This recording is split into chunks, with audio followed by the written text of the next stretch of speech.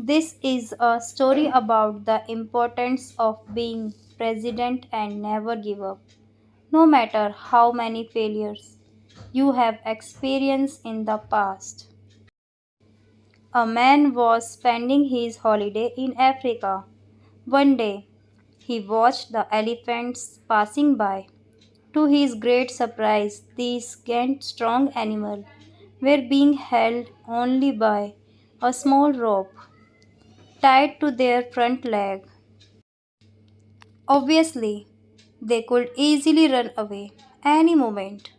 However, they did not. Then he saw a trainer and asked him, how could this happen that not a single elephant makes an attempt to break free? The trainer explained, when the elephants are very young, we use the same size rope to tie them, and at that time it is enough to hold them.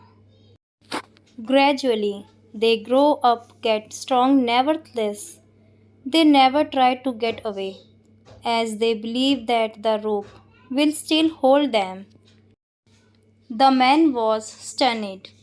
These strong animals could break free anytime, but they did not because they believed that this is impossible. Sometimes people act like elephants. When they give up after the first failure, remember that failures are part of learning.